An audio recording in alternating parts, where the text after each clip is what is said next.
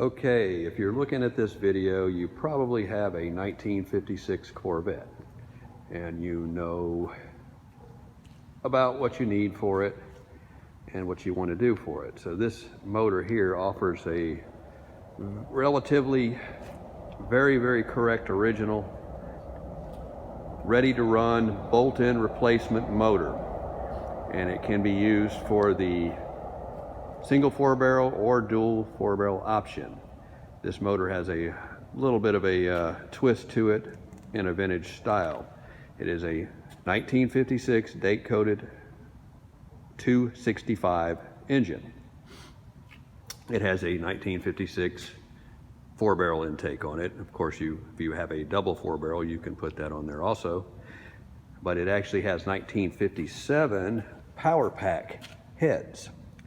So that's a nice upgrade if you want more power and you want to keep with a very vintage look to the car.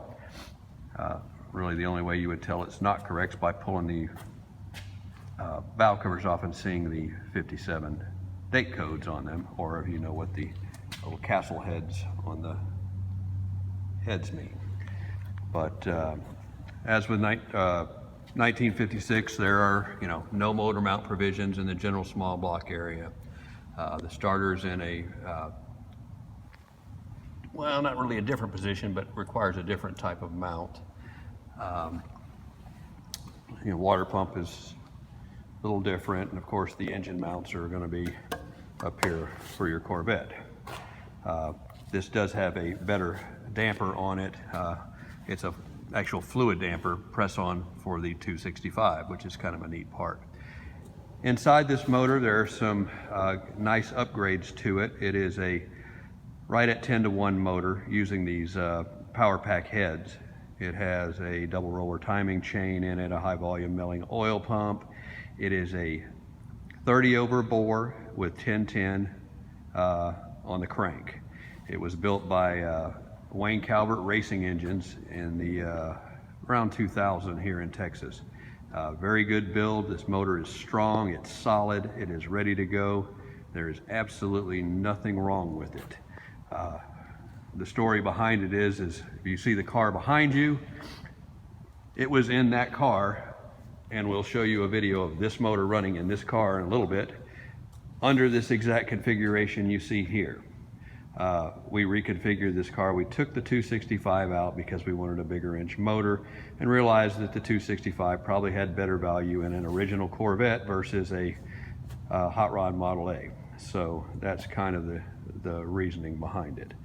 As you can see, it has the road tube on it.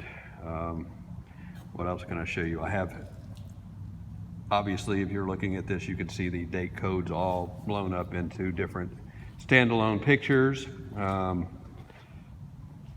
Fuel pump is easy to put on, obviously. You can get the correct fuel pump for that, and starter. So if you're restoring a 56 Corvette, this is going to be your best option engine you'll probably ever find. Nothing wrong with it, ready to go, ready to run, and as correct as you can get for a 1956 Corvette, but yet adding a little bit of power in the spirit of things. The camshaft in this is a Duntoff grind cam also. So this will serve as your 240 horsepower motor very well.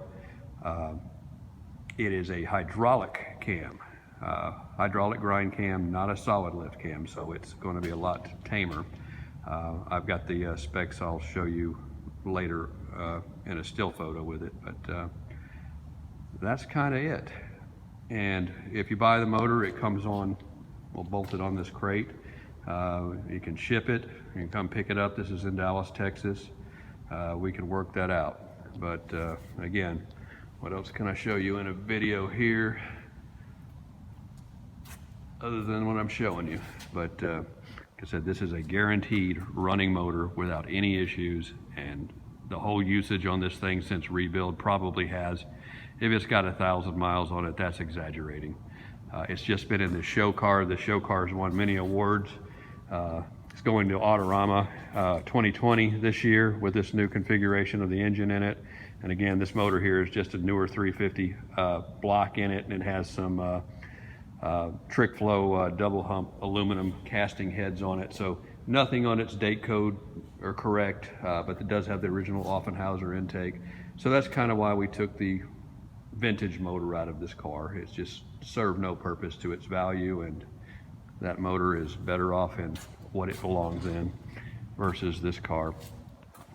But anyway, that's all I can show you for now. Look through the ad for more information on the motor, and hope this helps. Thanks.